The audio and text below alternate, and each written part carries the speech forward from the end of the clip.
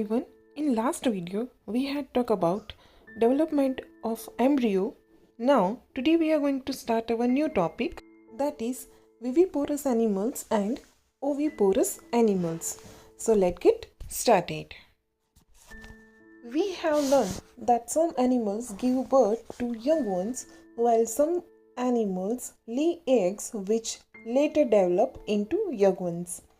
जैसे कि हमने आगे डेवलपमेंट ऑफ एम्ब्रियो में देखा कि कैसे जो एनिमल्स हैं वो यंग वंस को बर्थ करते हैं और कुछ एनिमल्स हैं जो एग प्रोड्यूस करते हैं और बाद में वो एग में से यंग वंस बोर्न होते हैं. The animals which give birth to young ones are called viviparous animals. अभी देखो यहाँ पे डेफिनेशन दिया है विविपोरस एनिमल्स का. तो क्या होते हैं कि ऐसे एनिमल्स की जो डायरेक्ट यंग वंस को बर्थ करते हैं तो उसको विविपोरस एनिमल्स कहते हैं. लाइक वी आर ह्यूमंस, तो हम विविपोरस एनिमल्स हैं. बाकी डॉग्स हैं, काऊ है, बफेलो है, ऐसे बहुत सारे एनिमल्स हैं जो कि विविपोरस एनिमल्स में इंक्लूड होते हैं. अभी उसका opposite, those animals which lay eggs are called oviparous animals. कि अभी ऐसे एनिमल्स की जो एग प्रोड्यूस करते हैं तो उसको क्या कहते हैं, ओविपोरस एनिमल्स. तो यहाँ पे दो डेफिनेशन हो गई, विविपोरस एनिमल्स की और ओविपोरस एनिमल्स की. The following activity will help you understand better and differentiate between viviparous and oviparous animals. कि यहाँ पे एक एक्टिविटी दिया गया है कि जिसके अंदर से आप इजीली आइडेंटिफाई कर सकते हैं ये विविपोरस एनिमल्स और oviparous animals. So starting with activity 9.2, try to collect eggs of the following organisms: frog, lizard, butterfly और मोथ, हैंस एंड क्रो और any other bird. Were you able to collect eggs, all of them make drawings of the eggs that you have collected. अभी obvious बात है कि हम ये सारे animals के एग्स को ढूंढने नहीं जाएंगे, ना ही हम हाथ में पकड़ेंगे. तो आप इसके इमेज देखिए और बाद में ये एक्टिविटी को ध्यान से सुनिए. The eggs of a few animals are easy to collect because their mothers lay them outside their bodies. These animals from which you have collected the eggs are example of oviporous animals. कि हमने आगे definition में देखा कि जैसे birds और animals हैं जो एग्स प्रोड्यूस करते हैं तो उनको ओविपोरस एनिमल्स कहते हैं. But you would not be able to collect the eggs of dog, cow और कैट. क्या आप डॉग्स और काऊ, रैट, इन सब के आपको एग मिलेंगे? This is because they do not lay eggs. कि उस नहीं मिलेंगे. ऑब्वियसली बात है कि हम ये सब लोग जानते हैं कि ये एनिमल्स हैं वो यंग वंस को बर्थ करते हैं. The mother gives birth to the young ones. These are examples of viviparous animals. तो यहाँ पे कुछ हमें एग्जाम्पल्स देखने को मिले ओविपोरस एनिमल्स के और विविपोरस एनिमल्स के. Can you now give some more examples of viviporous and oviporous animals? Young ones to adults. The new individuals which are born or hatched from the egg continue to grow till they become adults. कि जैसे कि हम हैं जो पैदा हुए तभी हमारे पूरे बॉडी का डेवलपमेंट नहीं हुआ था. तो जैसे ही एक यंग वन बॉर्न करता है तो वो तब तक डेवलप होता है जब तक वो एडल्ट स्टेज में नहीं पहुंच जाता. सेम एज अगर एग्स की बात करें तो जब भी वो हैच्ड आउट नहीं हो जाता तब तक वो ग्रो अप करेगा. In some animals the young ones may look very different from the adults. कि कुछ ऐसे एनिमल्स होते हैं कि जिसके जो यंग वंस हैं तो वो एडल्ट से काफ़ी डिफरेंट लिखते हैं. Recall the life cycle of the silk worm eggs, बाद में लार्वा और कैटरपिलर, प्यूपा एंड एडल्ट.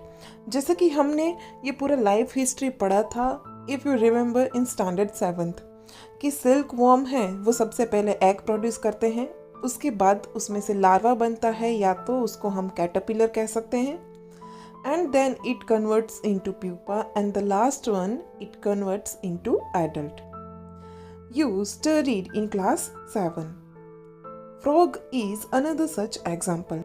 जैसे सिल्क वॉर्म है वैसे ही फ्रॉग है वो उसका दूसरा एग्जाम्पल है कि आपके पास टेक्स्ट बुक है जिसके अंदर नीचे फिगर दिखाया गया है तो वो आप देख सकते हैं. Observe the different stages of frog starting from the egg to the adult stage.